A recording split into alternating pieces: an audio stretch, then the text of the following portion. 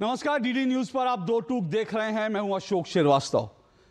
राजनीतिक पार्टियां आरोप एक दूसरे पर खूब लगाती हैं, जमकर लगाती हैं, और चुनाव में सिलसिला खूब तेज हो जाता है। और चुनाव जब होता है तो चुनाव जीतने के लिए राजनीतिक पार्टियां तमाम तरह के हथकंडे भी अपनाती हैं। चुनाव जीतना है तो उसके लिए एक तरफ सामने वाले की कमियां निकाली जाती हैं, बढ़ा चढ़ा कर कमियां निकाली जाती हैं, तो दूसरी तरफ अपने गुणगान भी कुछ बढ़ा चढ़ा कर किए जाते हैं।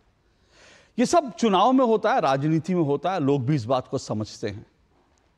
लेकिन अब इस दौर में बड़ा संकट क्या है?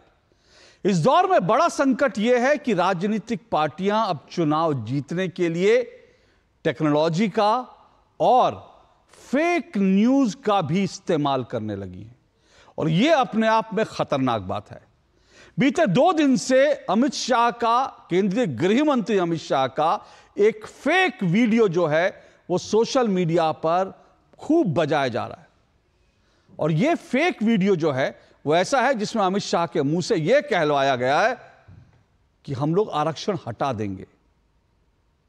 आप सोचिए, आरक्षण जो है, जो ओबीसी हैं, पिछड़े वर्ग हैं, दलित हैं, उनके लिए एक बहुत संवेदनशील मसला है, और उनको समाज में उनका हक मिले इसलिए आरक्षण का प्रावधान संविधान निर्माताओं ने किया था। इसलिए हमेशा आरक्षण का मुद्दा बहुत संवेदनशील रहता है। लेकिन चुनाव के बीच अगर इस तरह के फेक वीडियो, जिसमें अमित शाह का एडिटेड वीडियो डीप फेक का इस्तेमाल करते हुए या फिर एडिट करते हुए चला दिया गया, ऐसी जो है घटना, उसको लेकर आप क्या कहेंगे? ये वास्तव में बहुत शर्मनाक भी है और बहुत खतरनाक भी है, क्योंकि अगर चुनाव इस लेवल पर चला जाएगा तो फिर चुनाव के नतीजे जो भी हों, लेकिन समाज में इससे वैमनस्य फैलेगा, समाज में इससे दूरियां फैलेंगी। लेकिन इस तरह के भड़काऊ वीडियो बाकायदा लगातार बीते 2 दिन से सोशल मीडिया पे खूब वायरल किए जा रहे हैं। और इसको लेकर एक तरफ जहां प्रधानमंत्री नरेंद्र मोदी ने चिंता जताई, दूसरी तरफ गृह मंत्रालय ने इस पूरे मामले में तेजी से एक्शन भी लेना शुरू कर दिया है। अब तक ऐसे कई लोग जिन्होंने इस तरह की फेक वीडियो फैलाई, उनके खिलाफ पुलिस ने एक्शन लिया है, पुलिस ने उनके खिलाफ जो है रिपोर्ट लिख ली है।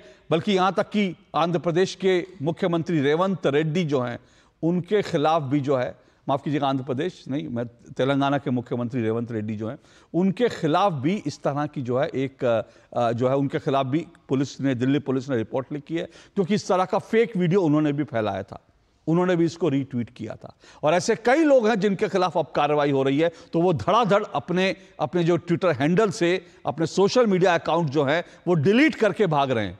सोचिए, अगर आपका वीडियो सच है और अगर आपको लगता है कि आपने सही काम किया, तो फिर आपको पुलिस कार्रवाई का सामना करना चाहिए, अपना सोशल मीडिया अकाउंट डिलीट करके भागना नहीं चाहिए। लेकिन अब ऐसे तमाम लोग अपने सोशल मीडिया अकाउंट जो हैं वो डिलीट करके भाग रहे हैं, जिन्होंने फेक न्यूज फैलाई। और आज प्रधानमंत्री नरेंद्र मोदी ने इस मुद्दे को लेकर विपक्ष पर जोरदार प्रहार किया। उन्होंने कहा, जो लोग सामने से मुकाबला नहीं कर सकते, वो दरअसल इस तरह के फेक न्यूज फैला रहे हैं, वो इस तरह के फेक एडिटेड वीडियो जो है पोस्ट कर रहे हैं। लेकिन कुल मिलाकर देखें तो इस चुनाव में आरक्षण का मुद्दा जो है, क्योंकि आरक्षण की लड़ाई फेक न्यूज पर आई, झूठ पर आई, ये तो है, लेकिन साथ साथ आरक्षण का मुद्दा इन चुनाव में भी बड़ा मुद्दा बना हुआ है। क्योंकि एक तरफ कांग्रेस लगातार ये कह रही है कि बीजेपी सत्ता में आएगी तो आरक्षण हटा देगी, दूसरी तरफ बीजेपी कह रही है कि कांग्रेस अगर सत्ता में आएगी तो वो आरक्षण जो है, ओबीसी का आरक्षण है, उसको काट करके उसका हिस्सा जो है वो मुसलमानों को दे देंगे, और संविधान धर्म आधारित आरक्षण की बात नहीं करता। ये तमाम जो नैरेटिव हैं इस चुनाव में बीते 2 दिन से डोमिनेट कर रहे हैं। तीसरे चरण का चुनाव जो है 7 तारीख को है, और मुझे लगता है कि अगले कुछ दिनों तक ये मुद्दा, आरक्षण का मुद्दा, और उसमें सच्ची झूठी खबरें लगातार वो डोमिनेट करेंगी। तो आज 2 टूक में हम इसी पर चर्चा करेंगे। इससे पहले कि आगे बढ़ूं, इस पूरे मसले पर जो फेक वीडियो आया, उसके बाद जो रिएक्शन आया प्रधानमंत्री की तरफ से, और इसमें आरएसएस का भी नाम आया, उन सब को लेकर क्या कुछ रिएक्शन जो हैं तमाम जगह से आए हैं, उसको सुन लीजिए। उसके बाद आज की इस डिबेट, आज की इस चर्चा को हम शुरू करेंगे।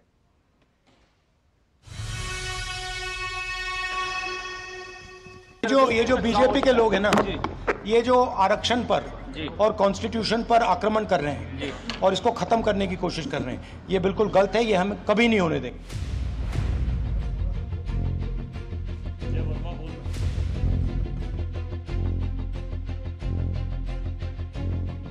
जो लोग चुनाव हार चुके हैं, मैदान खो चुके हैं, ये लोग इन दिनों टेक्नोलॉजी का उपयोग करके फेक वीडियो बना रहे हैं। आर्टिफिशियल इंटेलिजेंस का दुरुपयोग करते हुए मेरी आवाज में ऐसी भद्दी भद्दी चीजें आजकल सोशल मीडिया में डाल रहे हैं कि बहुत बड़ा खतरा पैदा हो रहा है। और इसलिए मेरी देशवासियों की अपील है कि कोई भी फेक वीडियो आपको नजर आए, आप पुलिस को जानकारी दो, हमारी पार्टी को जानकारी दो, कानूनी लोगों पर कार्रवाई होगी। राहुल गांधी निराधार झूठ बोलकर लोगों को गुमराह करने का काम कर रहे हैं। भारतीय जनता पार्टी की सरकार इस देश में 10 साल से चल रही है और दोनों बार पूर्ण बहुमत की सरकार मिली है। अगर भारतीय जनता पार्टी की मंशा होती कि आरक्षण को खत्म करना है तो हो चुका होता, बल्कि नरेंद्र मोदी जी ने पूरे देश के दलित, पिछड़े और आदिवासी भाई बहनों को गारंटी दी है, जब तक भारतीय जनता पार्टी है आरक्षण को कोई हाथ नहीं लगा सकता। आरएसएस के जो चीफ है उनका बयान आता है कि हम रिजर्वेशन के खिलाफ नहीं। अरे इन्होंने ही पहले स्टेटमेंट दिया था कि रिजर्वेशन के खिलाफ है। जो भी रिजर्वेशन के खिलाफ है, सारे के सारे इनकी पार्टी में जा रहे हैं। यहाँ आया कल तो मैंने सुना एक वीडियो घूम रहा है कि संघ वाले बाहर से तो बात ही अच्छे करते, अंदर जाके कहते हैं आरक्षण का हमारा विरोध है, बाहर हम बोल नहीं सकते। अभी एकदम असत्य बात है, गलत बात है। जब से आरक्षण आया है तब से संविधान सम्मत सारे आरक्षण को संघ पूर्ण समर्थन देता है और संघ ये कहता है कि आरक्षण जिनके लिए है उनको जब तक आवश्यक लगेगा या सामाजिक कारणों से दिया गया है, वो भेदभाव जब तक है तब तक ये आरक्षण जारी रहना चाहिए। लेकिन मैं बैठक ले रहा हूं लोगों की, ऐसा दृश्य है उसमें, ये हुआ तो कभी है नहीं, लेकिन जो नहीं हुआ वो भी दिखा सकते हैं। ऐसी विद्या है, विद्या अच्छी है, टेक्नोलॉजी है, आर्टिफिशियल इंटेलिजेंस है।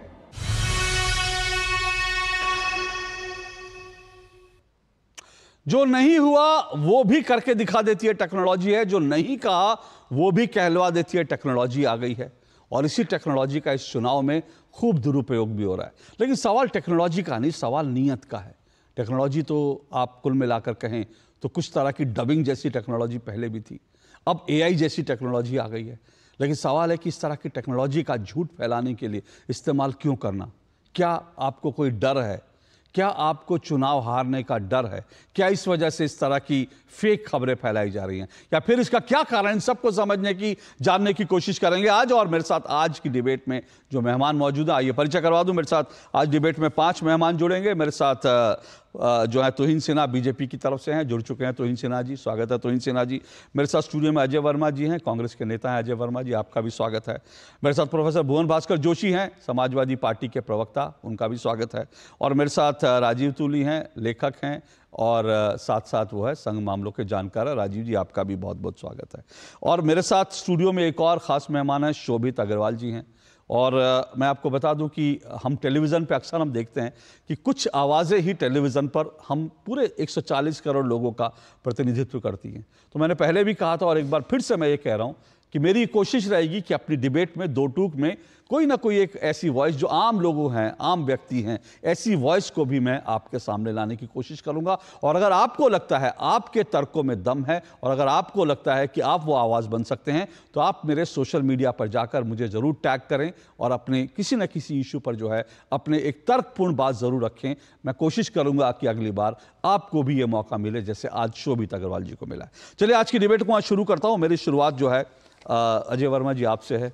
अजय वर्मा जी, ये जो फेक वीडियो आया है, ये अमित शाह का, जो अमित शाह ने कहा नहीं वो कहलवाया गया। अब इस वीडियो को सभी लोग ट्वीट डिलीट कर करके भाग रहे हैं।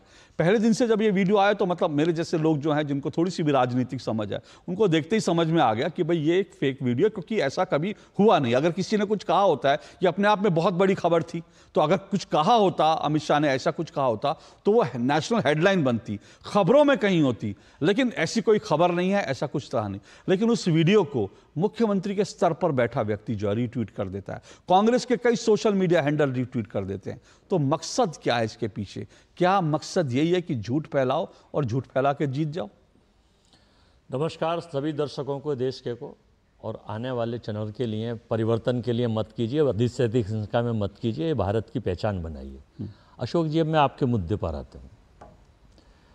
देखिए, फेक वीडियो के जनक और फेक वीडियो के जो वो भाजपा का आईटी सेल मशहूर है, हमने तो उनको फॉलो करा, उनको अपना आदर्श मानते हैं। हम प्रधानमंत्री जी को अपना गुरु मानते हैं, क्योंकि वो विश्व गुरु हैं और भारत को एक नई पहचान दे तो रहे हैं। अब किस फील्ड में दे रहे हैं, पूरा देश देख रहा है। एआई की वकालत अभी वो कुछ दिन पहले खुद ही कर रहे थे और प्रमोट कर रहे थे, कह रहे थे कि एआई को, लेकिन उसको अच्छे कामों में प्रमोट करना चाहिए।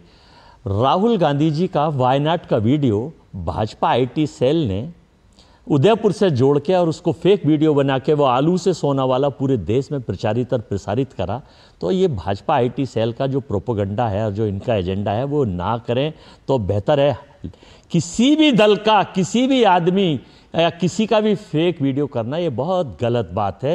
लेकिन इसके जो जनक हैं, जो इसके उत्पादक हैं, जो इसके प्रोड्यूसर हैं, जो इसके डायरेक्टर हैं, जो इसके निर्देशक हैं, जो इसके प्रचार तंत्र हैं, जो जिनकी ये सामग्री है, जो इसको अपना माध्यम बनाते हैं, ये उनके लिए मेरी चीज़ें हैं कि अगर पुलिस काम करे इसके खिलाफ तो सब लोगों के खिलाफ काम करे, चाहे वो ए हो, बी हो, सी हो, डी हो। आपकी बात से मैं सहमत हूँ।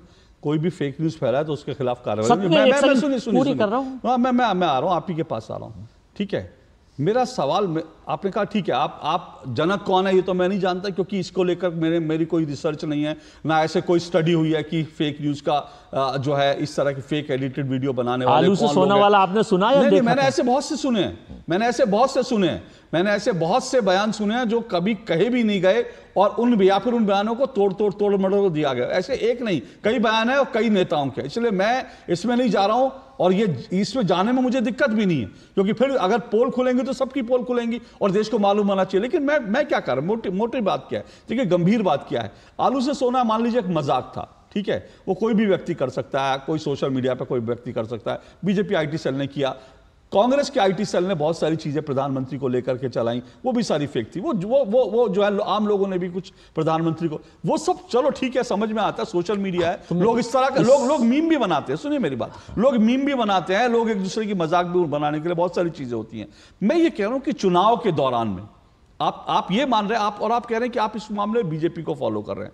मतलब बीजेपी ने कुछ अच्छे भी तो काम किए होंगे, अगर उनको फॉलो कर लेते तो अच्छा बताने जा रहा हूं। मैं मेरी बात पूरी होती है। मेरा सिर्फ ये कहना है कि इस तरह के फेक वीडियो अगर चुनाव के दौर में इस तरह के, बिना चुनाव के आप फैलाते रहते हैं, समझ में आता है, कोई भी करता रहता है इस तरह की चीजें, गलत है, नहीं करनी चाहिए। लेकिन चुनाव के समय में क्या ये खतरनाक नहीं है? क्या ये लोगों को जो है हिंसा के लिए, लोगों को भड़काने के लिए, इसका इंप्लीकेशन सोचा है? सर, कथनी और करनी में कितना फर्क है प्रधानमंत्री जी के। अभी जो 5 वो झूठ पकड़े गए थे, जो कहे थे, उस पर तो आपने देखा ही था, अब कह देंगे पुराना हो गया। गोवलकर जी जो संस्थापक थे आरएसएस के, आज 1947 वो आरक्षण के विरोध में उनका बयान पढ़वा दूं आपको, निकलवा के दिखा दूं आपको।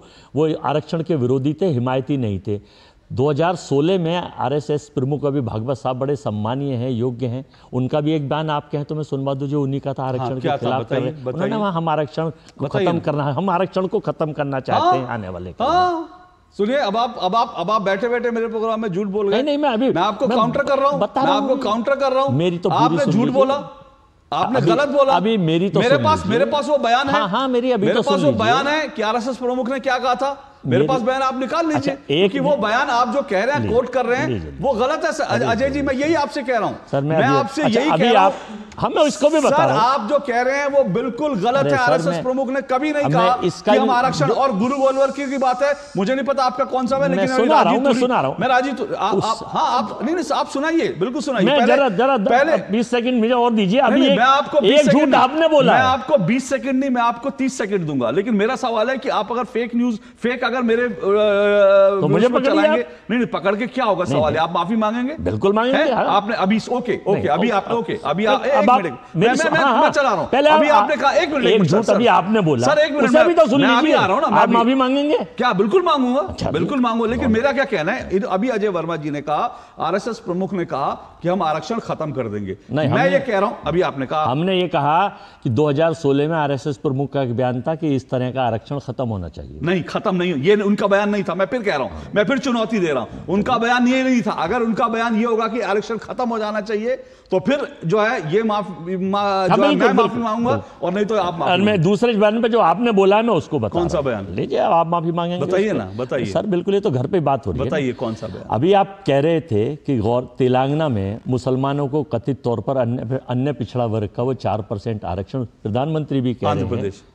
हाँ, आंध्र प्रदेश में, तेलंगाना में 4% का आरक्षण प्रधानमंत्री भी कह रहे हैं, गृह मंत्री भी कह रहे हैं कि साहब ओबीसी का और आपका काट के वो उनको दे दिया गया। आप भी अभी यही कह रहे थे। नहीं, ये 4% का जो आरक्षण है, यह कोटा ओबीसी के मौजूदा आरक्षण का हिस्सा नहीं है, बल्कि बीसीई नामक एक अलग श्रेणी के अंतर्गत आता है। अब प्रधानमंत्री, गृह मंत्री और इनका एक आईटी सेल और इनका एक माचिस गैंग झूठ बोल रहा है, झूठ फैला रहा है, उसके खिलाफ हम तो मुकदमा नहीं कर रहे ना उसके खिलाफ बता रहे। तो अच्छा, आप बताइए। ठीक है, अब मैं बता देता हूं।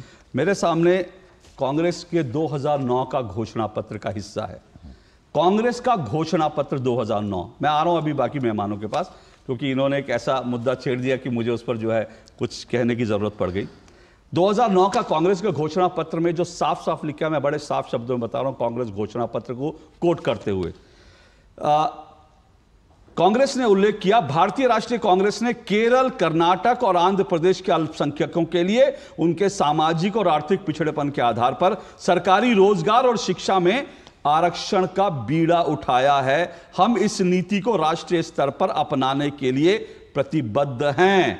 और सुनिए आगे, घोषणा पत्र में स्पष्ट रूप से कहा गया कि यह केरल, कर्नाटक और आंध्र प्रदेश के मॉडल का पालन करेगा, जहां मुसलमानों को ओबीसी कोटा के भीतर एक उप कोटा था। ओबीसी कोटा के भीतर एक उप कोटा था। कांग्रेस का घोषणा पत्र 2009 का यह कहता है कि हम उस मॉडल को फॉलो करेंगे और प्रतिबद्ध हैं शैक्षणिक संस्थाओं में और साथ साथ जो है नौकरियों में मुसलमानों को आरक्षण देने का। लेकिन ये मुस्लिम आरक्षण पर भी मैं आता हूं अजय जी, मैं उस पर भी आ जाता हूं, मुझे उस पर डिबेट करने में कोई दिक्कत नहीं, क्योंकि डिबेट की जड़ में कहीं ना कहीं ये है। लेकिन अभी बात यह है कि जो फेक वीडियो जो फैलाया जा रहा है, मैं फिर उस पर आ रहा हूं दोबारा। ये फेक वीडियो जो है, जाहिर तौर पर ऐसे फेक वीडियो नहीं फैलाने चाहिए। लेकिन तो सिन्हा जी, अजय वर्मा जी ये कह रहे हैं कि भाई उन्होंने आपका मॉडल फॉलो किया है, और जिस तरह से आप लोगों ने, बीजेपी के आईटी सेल ने एक वीडियो राहुल गांधी का कट करके आलू से सोना बनाने का वायरल किया, ये सब बीजेपी के गिमिक्स है। अब वो कांग्रेस वाले बीजेपी गिमिक्स को फॉलो कर रहे हैं। अगर आप लोग ऐसा कर सकते हैं तो उनको भी करने का अधिकार है।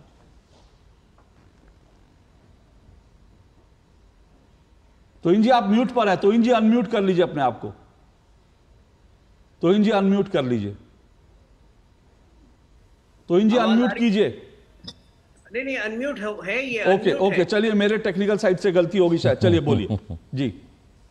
आवाज आ रही है? जी आ रही है, बोलिए। जी नमस्ते सभी को नमस्ते। देखिए, अगर कांग्रेस अगर हमारे आदर्शों पर चलती तो राष्ट्रवाद के पथ पर चलती और कांग्रेस की ये दुर्दशा नहीं होती। तो आज जब वो पकड़े गए हैं तो ये कहना कि हमसे सीखे हैं, मेरे ख्याल से ये कांग्रेस के ओछापन को दर्शाता है। देखिए, 31 मार्च को इंडी अलायंस की एक रैली में रामलीला मैदान दिल्ली में राहुल गांधी ने बहुत स्पष्ट रूप से कहा था कि अगर बीजेपी जीतती है तो देश में आग लग जाएगी। और उस वक्त भी लोगों ने उनसे प्रश्न उठाया था, उनसे प्रश्न किया था कि ये क्या कह रहे हैं आप, क्या ये अपनी मंशा आप जाहिर कर रहे हैं? और 1 महीने के अंदर अब जब कांग्रेस की हार जो है और सबसे मतलब शर्मनाक हार तय है, तो कांग्रेस उस पथ पर आगे बढ़ गई है जहां इस देश में वो दंगे भड़काना चाहती है, इस देश में वो आग लगाना चाहती है। और ये डॉक्टर्ड वीडियो, ये दो समुदायों के बीच जो है एक तरह से आग भड़काने का काम ही था। देखिए, इस देश में आपने खुद बहुत अच्छी तरह बताया कि 2009 में इनके मैनिफेस्टो में भी था, और कांग्रेस का ये इतिहास रहा है हमेशा से कि ओबीसी और एससी एसटी कोटा के वर्ग के कोटा से ये हमेशा चाहती है कि कुछ रिजर्वेशन बाहर निकालकर।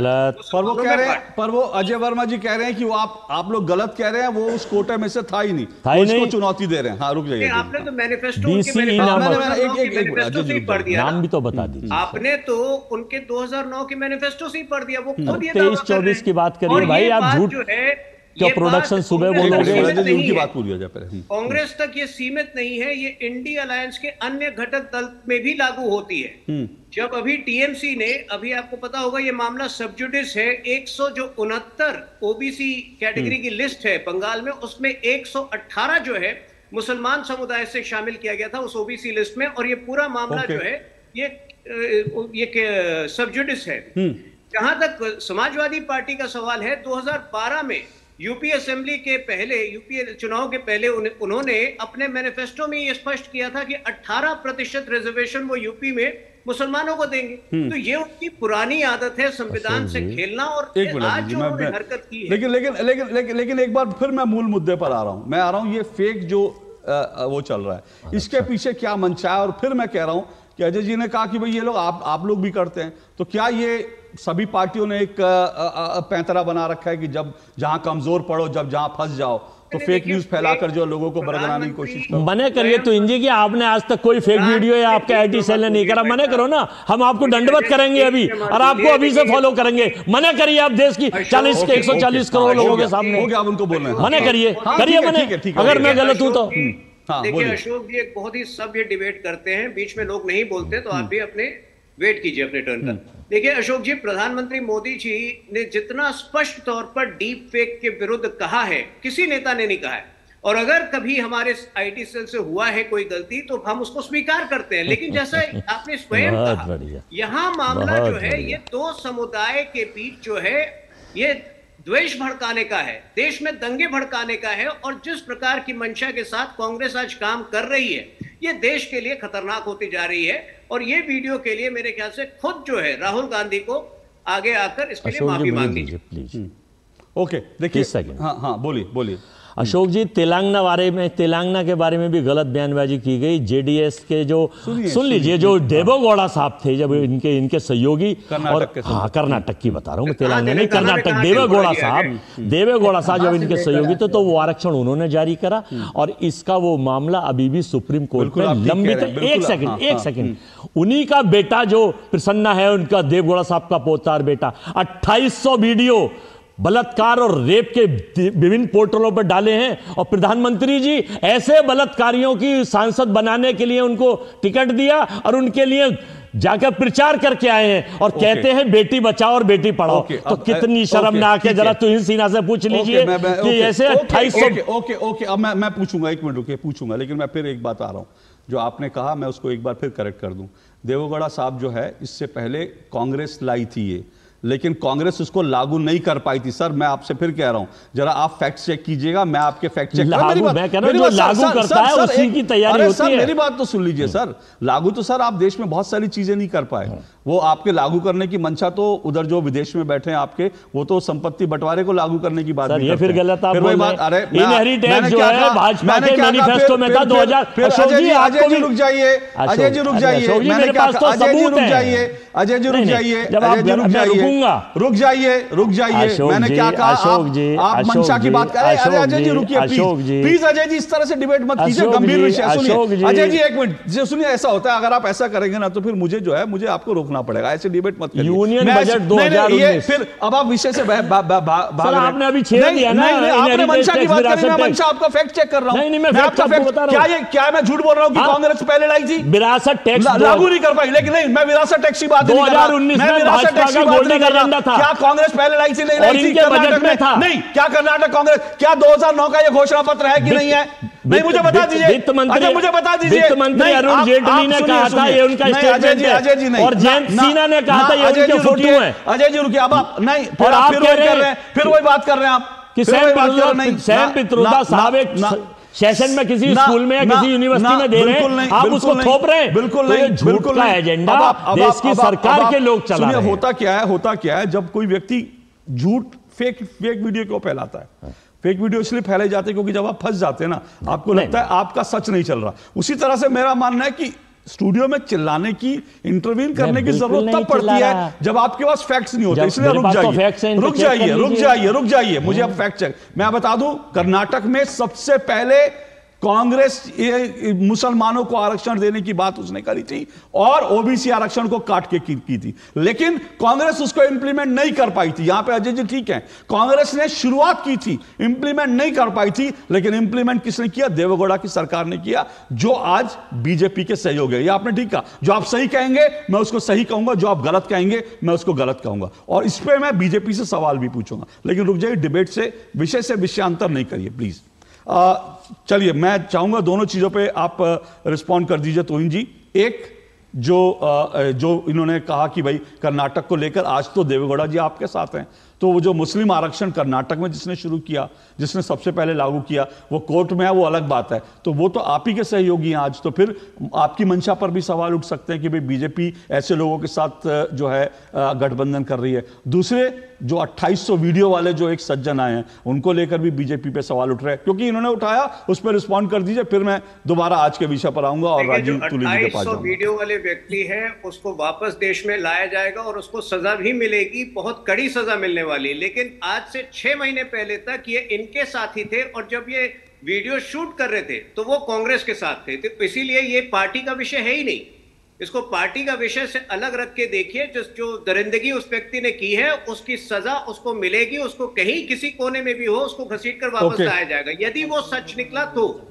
लेकिन जब ये हो रहा था तब ये इनके साथ थे। वो भाजपा नामक अजय जी रुक जाइए, ऐसे मत कीजिए, अजय जी रुक जाइए, आज गंभीर मुद्दा है। ये पार्टी का विषय नहीं है। संदेश खाली जब होता है तो इनकी जो है कुछ भी नहीं हुआ संदेश खाली में, वो आप चुनाव का एजेंडा बना रहे हैं, झूठ बोल रहे हैं। अजय जी प्लीज ऐसा मत करिए, अजय जी ऐसा मत कीजिए, शब्द निकलता है ये मत कहिए संदेश खाली में कुछ नहीं हुआ, कुछ नहीं। मेरे नहीं कर्नाटक जैसे हालात, ना बिल्कुल नहीं। ये गुजरात लॉ कॉलेज में जो हुआ, ये बनारस में जो हुआ, शर्म आनी चाहिए आपको, शर्म आनी चाहिए, आपको शर्म आनी चाहिए। देश से माफी मांगे। अगर आप कह रहे संदेश खाली में कुछ नहीं हुआ, प्रधानमंत्री किसी ऐसे लोगों को शर्म आनी चाहिए, इनके मुकाबले कुछ नहीं हुआ। प्रधानमंत्री को आप अगर महिलाओं के मुद्दे भी अपने राज्य देख करके, पॉलिटिकल पार्टी देख के उठाना चाहते हैं तो शर्म आनी चाहिए। गुजरात लॉ कॉलेज का आपने छुपा लिया, उस पर चर्चा नहीं करी। शर्म कीजिए, स्टूडेंटों के साथ बलात्कार कराए गए और भाजपा शासित प्रदेश है। शर्म कीजिए, मुझे लग रहा है आपको शर्म आनी चाहिए। अगर आप कह रहे हैं संदेश खाली में कुछ नहीं हुआ, संदेश खाली के महिलाएं झूठ बोल रही है, इनके मुकाबले कुछ नहीं हुआ, शर्म आनी चाहिए। इस पे चर्चा होनी चाहिए। मुकाबले क्या होता है? कर्नाटक पे मुकाबले होना चाहिए।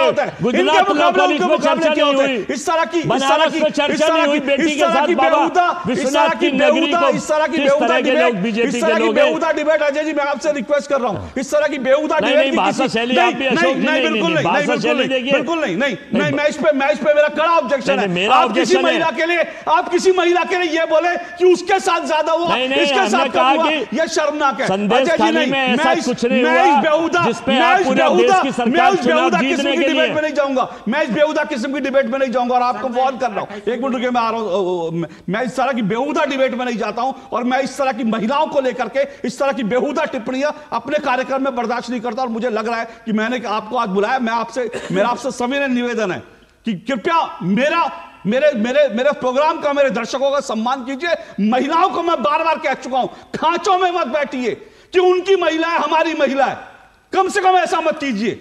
इतनी बेशर्मी अच्छी नहीं है राजनीतिक पार्टियों की। आप लोग नहीं, मैं फिर कह रहा हूं, इस पर मत बोलिए, इस पर मत बोलिए, इस पर मत बोलिए, इस पर मत बोलिए। नहीं, मैं फिर कह रहा हूं अजय जी, इस तरह की बेहूदगी ना कीजिए प्लीज। नहीं, बेहूदगी की शुरुआत आपकी तरफ से हो रही है, हम नहीं कर रहे, बिल्कुल नहीं, मत कीजिए, हमने कोई ऐसी चीज नहीं कही। मत कीजिए प्लीज, मत कीजिए, कोई नहीं करेगा इस तरह की बात। जो एक बात है, अगर महिलाओं के लेकर कोई भी कुछ करता है उसके खिलाफ कड़े से कड़ा एक्शन होना चाहिए, वो किसी भी पार्टी का हो, कहीं का भी हो, मणिपुर हो, संदेश खाली हो या कर्नाटक में हो। उसको लेकर किसी को हम इस तरह के डिबेट, इस तरह के बयान, मतलब मुझे लगता है हम लोग कैसे इस तरह के, हमारे घर में महिलाएं हैं, बहू बेटियां, बच्चियां हमारे घर में मां है हमारी, हम इस तरह से कह दें कि अरे वहां पे कम हुआ यहां ज्यादा हुआ। ऐसा मत करिए प्लीज, मेरी हाथ जोड़ के विनती है, मेरे सभी गेस्ट से विनती है, कम से कम महिलाओं का इतना सम्मान करना सीखें। इस पर राजनीति नहीं होनी चाहिए। मैं आता हूं राजीव तुली आपके पास, एक मिनट रुकिएगा। राजीव तुली, ये पूरी डिबेट आई कि भाई बीजेपी जो है वो इसके खिलाफ है। बीजेपी दरअसल जो है, बीजेपी नहीं, आरएसएस की बात आती है कि जो राष्ट्रीय स्वयंसेवक संघ है वो आरक्षण के खिलाफ है। अभी अजय जी ने गुरु गोलवलकर जी का जिक्र किया, उन्होंने मोहन भागवत जी का जिक्र किया, जिसको लेकर मैंने कहा मोहन भागवत ने आरक्षण को खत्म करने की बात नहीं कही थी। अगर अजय जी के पास वीडियो होगा जहां उन्होंने आरक्षण खत्म करने की बात है तो मैं अभी सुनूंगा, अभी चलाऊंगा भी, लेकिन जितनी मेरी जानकारी है, जितनी मेरी समझ है, जितनी मेरी रिसर्च है, मोहन भागवत ने ऐसा कोई बयान आज तक नहीं दिया। लेकिन फिर भी ये दिखाएंगे तो मैं जरूर चलाऊंगा, लेकिन आपका रिस्पॉन्ड करिए। धन्यवाद अशोक जी। मुझे लगता था कि जो राष्ट्रीय टीवी चैनल है, गवर्नमेंट ब्रॉडकास्ट है, इसमें आप कुछ तथ्य वाले लोगों को, कुछ तत्व वाले लोगों को बिठाते होंगे चर्चा के लिए, परंतु मैं वास्तव में जिस प्रकार का व्यवहार, जिस प्रकार की भाषा और जिस प्रकार के तथ्य कांग्रेस के प्रवक्ता रख रहे हैं वो बहुत ही शर्मनाक है। अब ये सर्टिफिकेट बांटेंगे, जनरली नहीं करता हूं, रिस्पॉन्ड कर लीजिए, आप अपना बात जनरली व्यक्तिगत टिप्पणी नहीं करता हूं, परंतु उनका जो ये व्यवहार है, ये राष्ट्रीय चैनल पर बैठ करके पूरे देश की जनता देख रही है कि एक राष्ट्रीय पार्टी का प्रवक्ता किस प्रकार से आचरण, व्यवहार। ओके, मैंने उनको रोका, राजीव जी विषय पर आ जाते हैं, ठीक है, अब रुकिए, विषय पर जी बिल्कुल, वो हाईलाइट करना बहुत आवश्यक था। जी ऐसा है कि मुझे नहीं लगता कि इस देश में अनुसूचित जाति, जनजाति, पिछड़ा वर्ग, आदिवासी, वनवासी, इसके लिए जितना काम राष्ट्रीय स्वयंसेवक संघ और राष्ट्रीय स्वयंसेवक संघ के संगठनों ने किया है, किसी और ने किया हो। देश भर में लगभग 1,60,000 उपक्रम, सर्विस प्रोजेक्ट्स, आरएसएस की संघ की विचारधारा से प्रेरित होकर अलग अलग संगठन अनुसूचित जाति, जनजाति, दलित, ओबीसी, वनवासी, आदिवासी, ऐसे लोगों में, समाज के ऐसे जन के बीच में इस प्रकार के प्रोजेक्ट्स जो है वो संघ और संघ की विचारधारा से प्रेरित संगठन चलाते हैं। ओके, उन्होंने गुरु गोलवलकर का नाम लिया, मुझे नहीं मालूम कि उनको गुरु गोलवलकर जी का पूरा नाम भी मालूम है कि नहीं। उन्होंने मोहन भागवत जी का नाम लिया, मुझे नहीं मालूम उनको मोहन भागवत का पूरा नाम मालूम भी है। प्रिंसिपल हो गए हैं अब आप। तो 1977 में बसंत व्याख्यानमाला पुणे में उस समय के जो संघ प्रमुख थे बाड़ा साहब देवरस, उनका स्टेटमेंट है कि यदि छुआछूत पाप नहीं है तो इस देश में कुछ भी पाप नहीं है।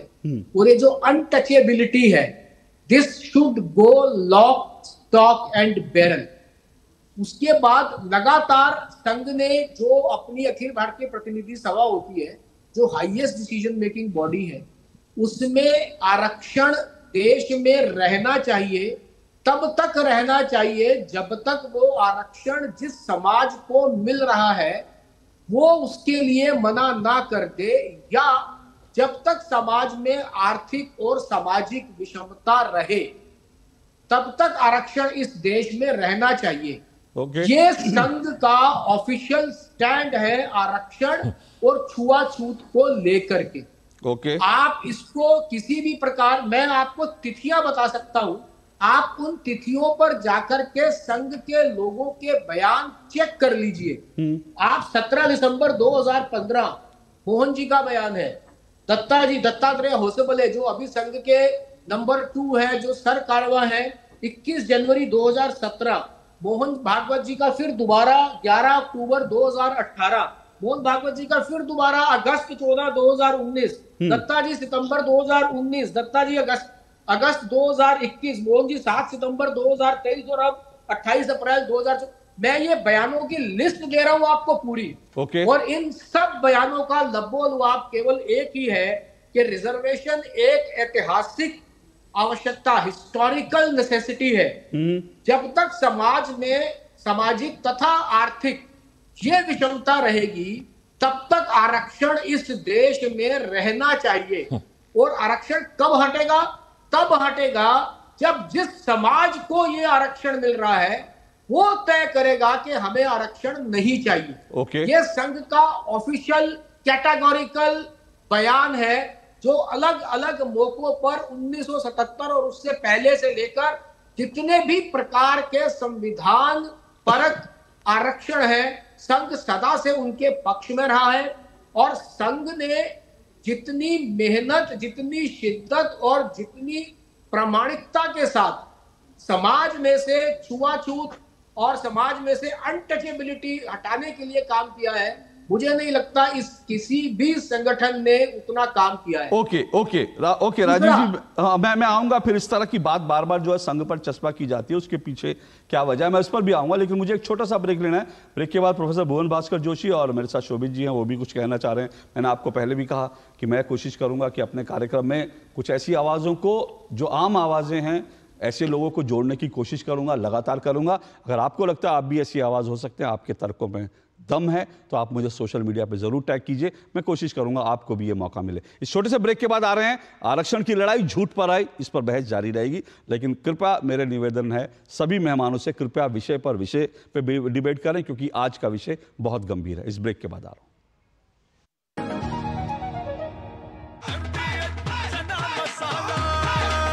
अब छोलिया हो या लोबिया, सफेद चने या काले चने, सब कुछ मजेदार बने।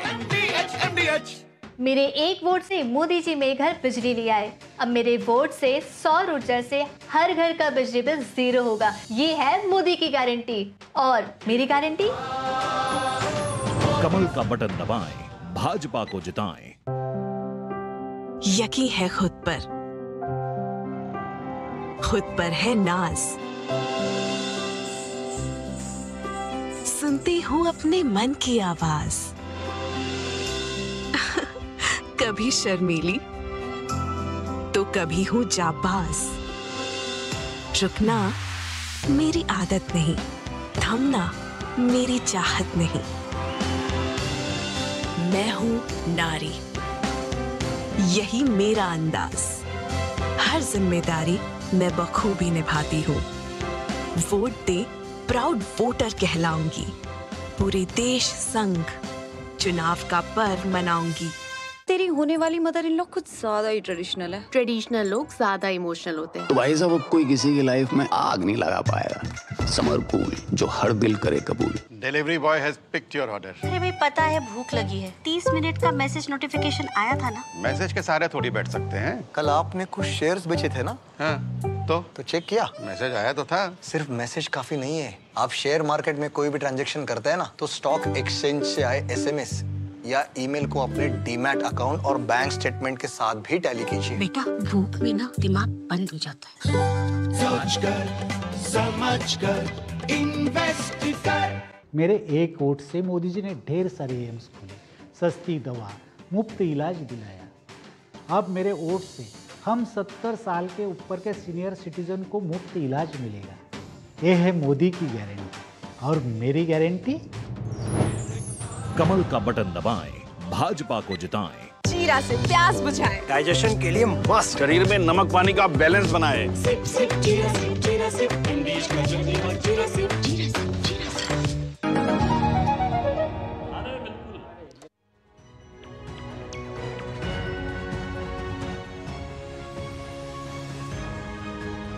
झूठ पर आई चुनाव में आरक्षण को लेकर लगातार जो है दोनों तरफ से मुद्दा उठ रहा है। और लगातार एक तरफ से राहुल गांधी कह रहे हैं कि बीजेपी आरक्षण खत्म करना चाह रही है, दूसरी तरफ बीजेपी की ओर से प्रधानमंत्री नरेंद्र मोदी और बाकी लोग कह रहे हैं कि कांग्रेस की मंशा है कि ओबीसी और जो पिछड़ा वर्ग का, दलितों का आरक्षण है, उसको काट करके जो है वो मुसलमानों को देना चाहते हैं। लेकिन इस पूरी डिबेट के अंदर, इस पूरी लड़ाई के अंदर जो है वो झूठे वीडियो भी आ गए हैं। अमित शाह का एक फेक वीडियो जो है वो सर्कुलेट किया जा रहा था। हालांकि पुलिस की कार्रवाई शुरू होने के बाद जिन लोगों ने वीडियो सर्कुलेट किया था वो अपने धड़ाधड़ इसको डिलीट करके, और कुछ लोग तो अपने सोशल मीडिया हैंडल भी जो है वो बंद करके भाग रहे हैं। तो जाहिर सी बात है कि उनको इस बात का एहसास था कि उन्होंने जो है गलत कर रहे हैं, वो झूठा वीडियो फैला रहे हैं। लेकिन चुनाव में हार जीत के लिए अगर ये सब कुछ किया जा रहा है तो मुझे लगता है ये खतरनाक भी है और शर्मनाक भी है। इसी सब पे चर्चा कर रहे हैं। 5 मेहमान मेरे साथ जुड़े हुए हैं। अजय वर्मा जी मेरे साथ जुड़े हुए हैं, स्टूडियो में कांग्रेस के नेता हैं। तोइन सिन्हा जुड़े हुए हैं, बीजेपी के प्रवक्ता हैं। प्रोफेसर भुवन भास्कर जोशी समाजवादी पार्टी के प्रवक्ता हैं। राजीव तुली RSS मामलों के जानकार हैं, लेखक हैं। और शोभिता अग्रवाल हैं जो एक आम व्यक्ति हैं और राजनीतिक विश्लेषक भी हैं। प्रोफेसर भुवन भास्कर जोशी, 2011 में इसी दिल्ली में, आप भी दिल्ली के बहुत करीब रहते हैं, हम लोग भी दिल्ली में बैठे हैं, 2011 में इसी दिल्ली में जामिया मिलिया जो यूनिवर्सिटी है, 2011 से पहले वहां पर OBC आरक्षण दिया जाता था। OBC के लिए कोटा था जामिया यूनिवर्सिटी में। बात तो ये हो रही थी कि भाई अलीगढ़ मुस्लिम यूनिवर्सिटी में भी कोटा होना चाहिए, उसके लिए कोर्ट में लड़ाई भी चल रही है। लेकिन अलीगढ़ मुस्लिम यूनिवर्सिटी में कोटा देना तो दूर की बात है, जो जामिया में कोटा था OBC का, उस कोटे को भी खत्म कर दिया गया। उस कोटे को भी खत्म कर दिया गया। मुझे लगता है कि OBC कोटे को लेकर आप लोग तो इतने गंभीर हैं, तो ये लड़ाई आपने क्यों नहीं उठाई? ये मुद्दा आप लोगों ने क्यों नहीं उठाया 2011 में जब ये आरक्षण खत्म किया गया? अशोक जी, मुझे ऐसा लग रहा है जिस बहस पर आपने मुझको बुलाया है वो बहस का नाम है माननीय अमित शाह जी पर जो आज का जो मुद्दा है कि फेक न्यूज चलाकर उनको बदनाम करने की या उनकी छवि को धूमिल करने का विषय है। इस विषय पर मैं और आप टिके रहेंगे तो दर्शकों के लिए बढ़िया रहेगा और आपकी सेहत के लिए, मेरी सेहत के लिए भी बढ़िया रहेगा। पहला विषय मैं आपको बताना चाहता हूं, आदरणीय अमित शाह जी ने जो नहीं कहा उसकी हम लोग आलोचना करते हैं और इस पर जो कार्रवाई हो रही है हम इसका स्वागत करते हैं। लेकिन मैं माननीय अमित शाह जी का 22 जुलाई 2018 को IT सेल की जो बैठक में उन्होंने अपने लोगों को संबोधित करते हुए कहा, उन्होंने कहा कि माननीय अखिलेश यादव जी का जो झापट मारते हुए फेक न्यूज चली उसका पॉलिटिकली गेन हम लोगों को मिला। ये बात मैं बहुत जिम्मेदारी से एक जिम्मेदार चैनल पर और एक जिम्मेदार पत्रकार को के सामने कोटा राजस्थान में कही थी ये बात। और हमारे यहाँ एक कहावत है, हमारे देश में एक कहावत है, अगर आप कांटे बोने चलोगे तो फूल कहां से? जो भारतीय जनता पार्टी के IT सेल फेक न्यूज चलाने का एक वर्ल्ड रिकॉर्ड बनाने को है, तो आज निश्चित तौर पे कहीं ना कहीं उसका कुप्रभाव भारतीय जनता पार्टी के नेताओं पर पड़ रहा है। फिर मैं गंभीरता से कहना चाहता हूं, हम लोग इसके साथ है कि त्वरित कार्रवाई हुई, बहुत अच्छी बात है, सजा मिलनी चाहिए, लेकिन देश के वो भी मुद्दे याद होंगे आपको। मैं आपको बताना चाहता हूं वो मुद्दा 300 किलो RDX देश में कैसे आ गया। आज भी भारतीय जनता पार्टी इंटेलिजेंस इनका फेल हो गया, देश में 300 किलो RDX आ गया, उसकी जांच नहीं हो पाई, देश को अब तक नहीं पता चला। एक तरफ तुरंत कार्रवाई अपने पक्ष के लिए और देश के मसले पर अब तक देश को जानकारी नहीं मिल पाई, यह भी एक प्रश्न देश के सामने आज खड़ा है। और मैं कहना चाहता हूं आज अपने अभी जिस प्रश्न को आपने शुरू किया था, मैं बताना चाहता हूं उत्तर प्रदेश में जो शिक्षक भर्ती हुई है उसमें OBC का कोटा कैसे इन्होंने खत्म करने का काम करा। उन छात्रों को कहां जाना पड़ा, कोर्ट में उनको जाना पड़ा, OBC आयोग में जाना पड़ा, तब जाके उनको न्याय मिला। 5,000 रुपए उनको अपनी कॉपी चेक करने के गरीब बच्चों को देना पड़ा। इस उत्तर प्रदेश की भारतीय जनता पार्टी की सरकार में 113 नंबर वालों को 13 नंबर कर दिए गए, 120 नंबर वालों के 20 नंबर कर दिए, कोर्ट की शरण में वो लगे और गरीब बच्चे 5-5 हजार रुपए अपनी कॉपी के चेक करने के लिए कैसे जानना चाहते हैं, देश जानना चाहता है कि बिल्कुल ठीक है। मैं आपने जो सारे सवाल उठाए मैं तो इन जी से जवाब लूंगा, लेकिन क्योंकि आपने पहले मेरा सवाल जो था उसको आपने हटा दिया, कहा कि जिस मुद्दे पर डिबेट हो रही है उसी पर, उसके बाद आपने तमाम मुद्दे उठा दिए। तो अगर आपने तमाम मुद्दे खुद ही उठा दिए तो मेरे सवाल का भी जवाब दे दीजिए। 2011 में OBC आरक्षण जो जामिया में था वो किसने काटा, किसने बंद किया और क्यों बंद किया, और उसके पीछे क्या सोच रही होगी, और उसको लेकर आप लोगों ने आवाज क्यों नहीं उठाई? क्योंकि अब आपने सारे मुद्दे खोल ही दिए, तो फिर मैं चाहता हूं कि इस मुद्दे पर भी बोल दें। अब मैं आपके जो आपने प्रश्न करा था, चूंकि आपने मेरे को मौका दिया कहां पर भारतीय जनता पार्टी ने अन्याय करा, कौन सी परिपाटी लाई, उस पे बोलने दिया मुझे, उत्तर प्रदेश में बोलने दिया। अब मेरा दायित्व बनता है अशोक भाई के बात का जवाब देना। पहले बात तो मैं आपको बहुत जिम्मेदारी से, सामाजिक न्याय की लड़ाई कौन लड़ रहा है, जाति जनगणना की लड़ाई कौन लड़ रहा है? ये भारतीय जनता पार्टी जाति जनगणना का ये जवाब नहीं, सर ये जवाब नहीं हुआ भुवन जी। भुवन जी ये जवाब नहीं हुआ। अगर आप लड़ाई लड़ रहे हैं भुवन जी, ये जवाब नहीं हुआ। अगर आप लड़ाई लड़ रहे हैं तो 2011 में आप लोग कहां थे? 2011 में जब दिल्ली में जामिया यूनिवर्सिटी में ओबीसी, सुनिए ना सर, मेरे सवाल का जवाब दीजिए ना। आपको मैंने आपको पूरा मौका दिया, भुवन भास्कर जोशी, मैंने आपको पूरा मौका दिया, आपको मैंने फेक बातें कहने का भी मौका दिया, लेकिन अब आप रुक जाइए, अगर मेरे सवाल का आपके पास जवाब नहीं है तो कह दीजिए कि ये मैं पास कर देता हूं जवाब। मैं समझ जाऊंगा कि आपकी राजनीतिक मजबूरी है, आप लोग आज कांग्रेस के साथ हैं, इसलिए 2011 में जब कांग्रेस की केंद्र सरकार ने जामिया से ओबीसी कोटा खत्म किया, आप कह दीजिए आपकी मजबूरी, आज हम उनके साथ हैं, इसलिए नहीं। अब आप रुकिए, और मैं आपका मैं फैक्ट चेक कर देता हूं। इनकी आवाज नीचे करिए, भुवन जोशी जी, अब आप बहुत हो गया, सुनिए भुवन जोशी जी, मैंने आपको बड़े प्यार से सब कुछ कहने का मौका दिया, लेकिन अब मैं आपका फैक्ट चेक कर देता हूं, क्योंकि आप लोग फेक न्यूज का कहने के बाद कि भाई फेक न्यूज इन्होंने फैलाई, उसका जवाब तो तुहिन जी देंगे, लेकिन आप खुद फेक न्यूज फैलाने लग गए। क्योंकि होता क्या है ना, एक सतपाल मलिक आते हैं, उनको जब कुर्सी नहीं मिलती तो आके कहते हैं 300 किलो आरडीएक्स, कांग्रेस का आईटी सेल कहता है 300 किलो आरडीएक्स, और आप लोग रिसर्च करते नहीं, पढ़ते नहीं, खबरों को अपडेट देखते नहीं, और उसके बाद आप लोग फेक न्यूज फैलाते हैं। अदालत में मामला है और अदालत में बात हुई है, 300 किलो आरडीएक्स नहीं था, वो करीब 50 किलो आरडीएक्स था, और वो 50 किलो आरडीएक्स भी बहुत है, इस बात को ध्यान रखिए। अब आप चिल्लाइए मत, अब मैं आपका फैक्ट, इनकी आवाज नीचे करिए, अब इनको दर्द होगा, क्योंकि मैं इनका फेक न्यूज पकड़ रहा हूं, क्योंकि ये लोग पढ़ते लिखते नहीं, ये लोग रिसर्च नहीं करते। एक सतपाल मलिक ने वहां से झूठ बोला तो उस झूठ को लेकर निकल लिए, कौवा कान ले गया तो कौवा कान लेकर उड़ जाता है।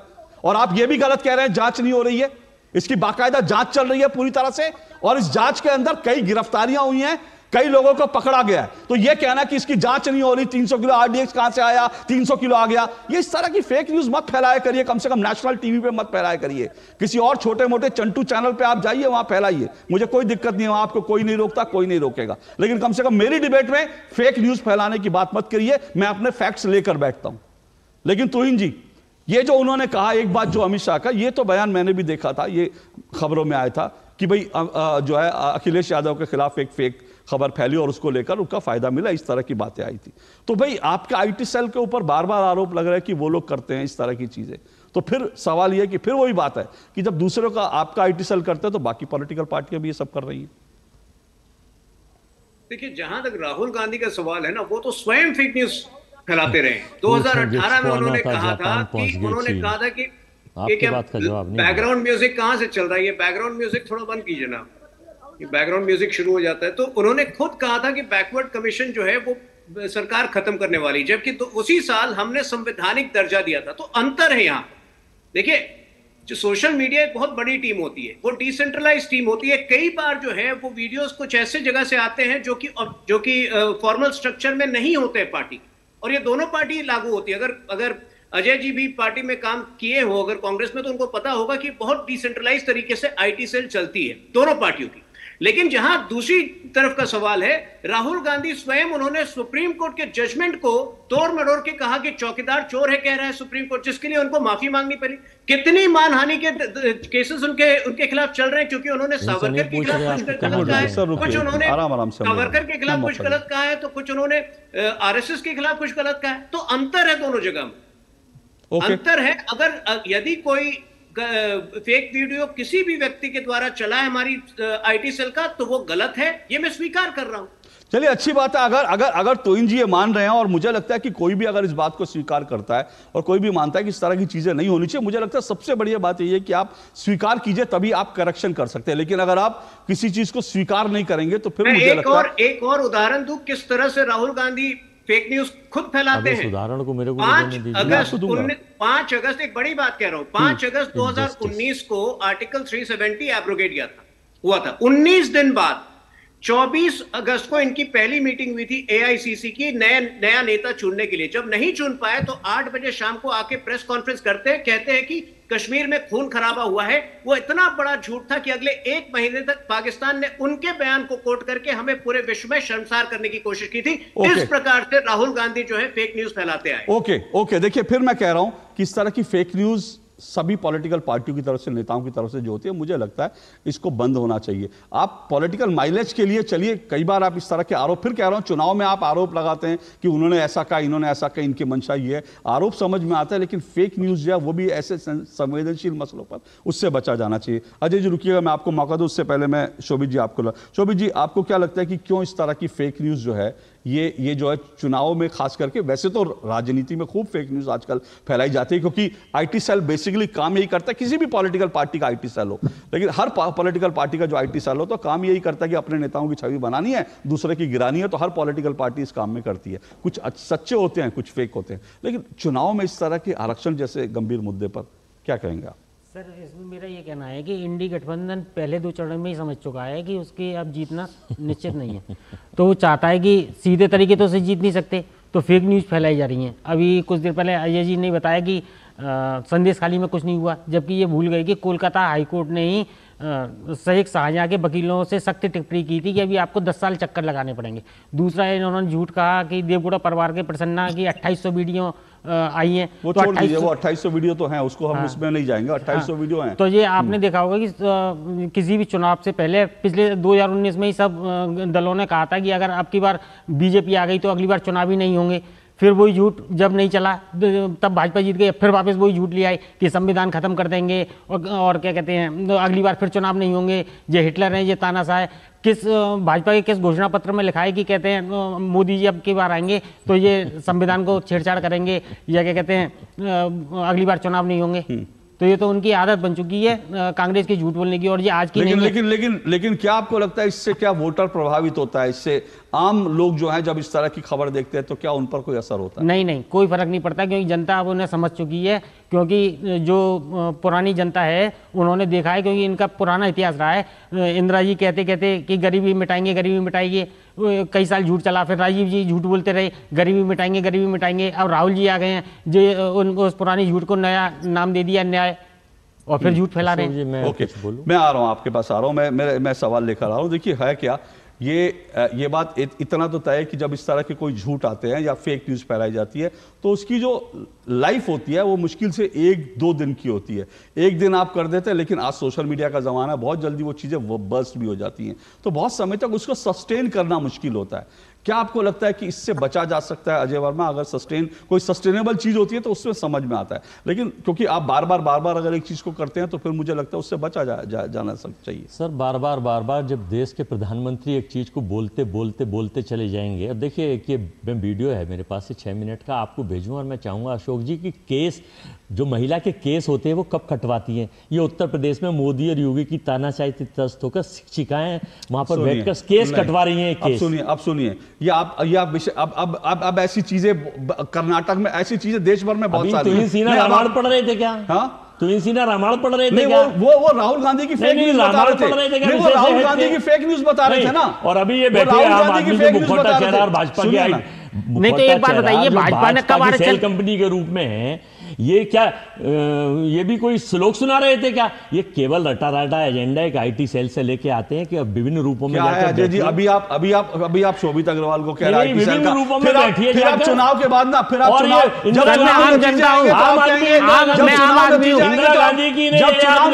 तो आप कहेंगे पूरा देश आईटी सेल होगा बीजेपी का। दिक्कत यही है, और आपको नेहरू जी का याद नहीं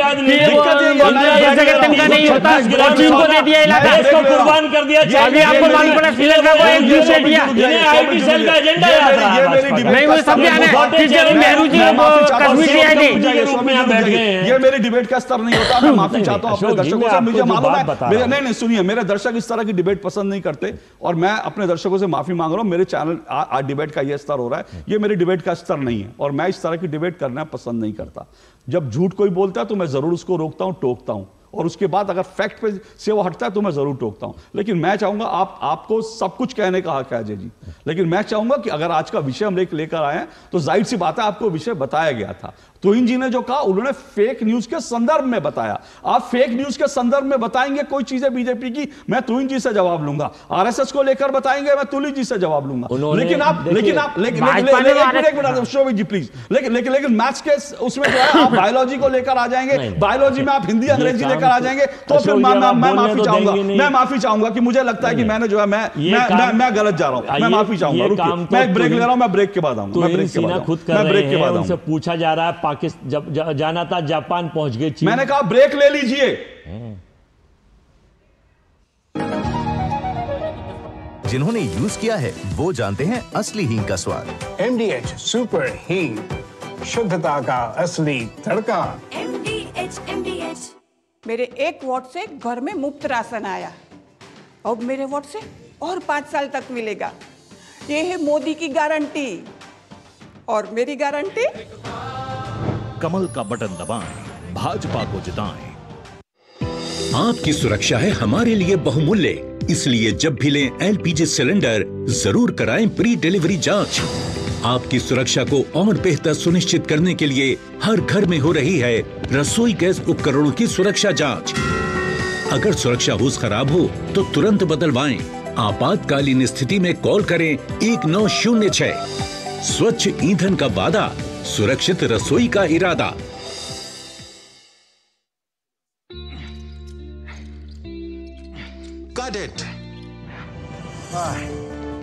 सोचिए, अगर असल जिंदगी में ऐसी हालत हो तो कितनी मुश्किलें होती हैं, लेकिन शुक्र है बैंकिंग के लिए नहीं। अगर आपकी उम्र 70 साल से अधिक हो या आप दिव्यांग हो तो बैंक आपको कुछ जरूरी बैंकिंग सुविधाएं घर बैठे बैठे दे सकता है। आरबीआई कहता है, जानकार बनिए, सतर्क रहिए।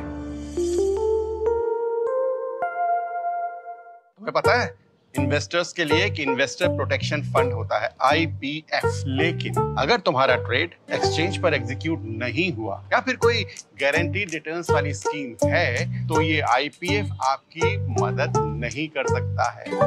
और अगर आपका ब्रोकर ही डिफॉल्टर बन जाए तो फिर IPF सर मैं आपको कॉम्पेंसेशन दिला सकता है। कहाँ से सीखा? NSE की साइट पर। सोचकर समझकर इन्वेस्ट कर। मेरे एक वोट से मोदी जी ने ढेर सारे एम्स खोले, सस्ती दवा, मुफ्त इलाज दिलाया। अब मेरे वोट से हम 70 साल के ऊपर के सीनियर सिटीजन को मुफ्त इलाज मिलेगा।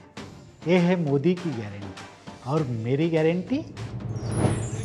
कमल का बटन दबाएं, भाजपा को जिताएं। आधे बाउल दही में 4 चम्मच MDH चटनी पुदीना मसाला डाला, स्टर करो, पुदीना चटनी तैयार। MDH चटनी पुदीना मसाला।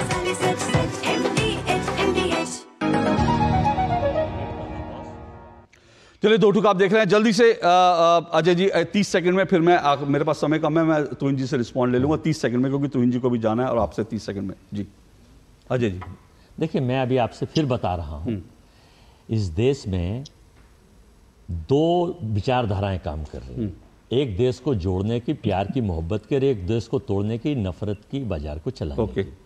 हम चाहते हैं देश का जो 99% लोग हैं, छोटा व्यापारी है, छात्र हैं, स्टूडेंट हैं, महिलाएं हैं, युवा हैं, छोटा व्यापारी है, हम तो उनको बढ़ा के उनकी समस्याओं का निदान चाहते हैं। और वर्तमान सरकार अपने जो बड़े मित्र हैं 22 लोग हैं उनको, या वो लोग जैसे वो प्राज्वल रेवन्ना जो बलात्कारी MP मेरे पास समय नहीं, ऐसे लोगों को सहयोग करके आगे बढ़ाना चाहते हैं जो बिल्कुल गलत है। और ये देश हित में। अजय जी अजय जी तो इंजी रिस्पॉन्ड कर दीजिए जल्दी से, क्योंकि मेरे पास समय नहीं, मेरे पास समय बिल्कुल 30 सेकंड में। जी अजय जी ठीक कह रहे हैं। इस देश को भी पता चल गया है कि दो वर्ग जो हैं, 2 सोच की पार्टियां यहाँ पर, और जो नफरत ये लोग फैला रहे हैं वो देश देख रहा है। पिछले साल जो है राहुल गांधी गए थे अमेरिका, वहां पर वो सर्टिफिकेट बांट रहे थे कि IUML इज परफेक्टली सेक्युलर। उसके 4 हफ्ते बाद IUML ने एक बड़ा सा जुलूस निकाला था केरल में, जहां कि उन्होंने नारे लगाए कि मंदिरों के बाहर हिंदुओं को मारेंगे।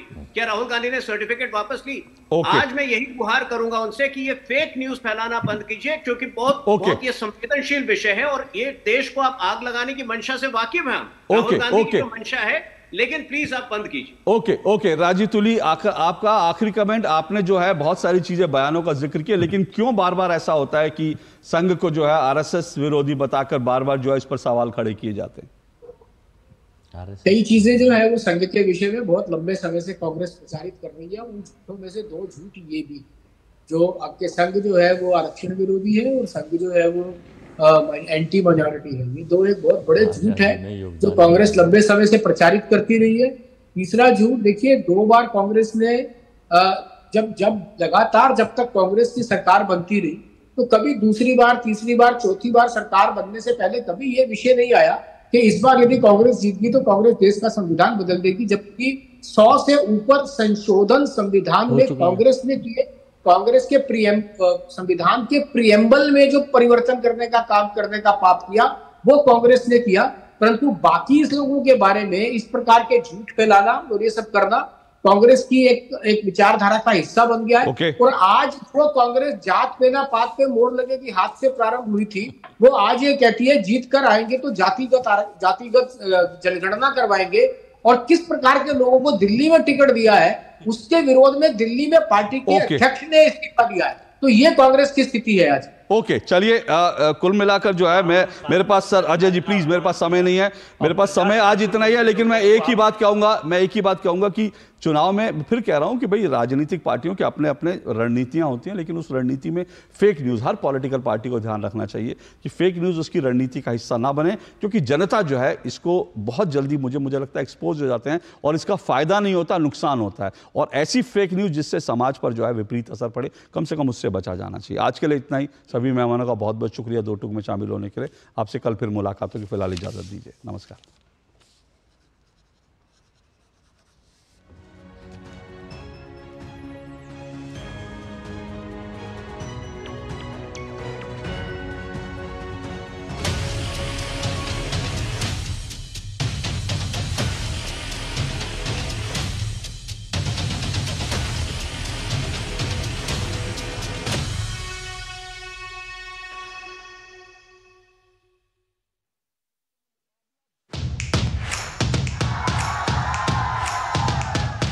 बिछ गई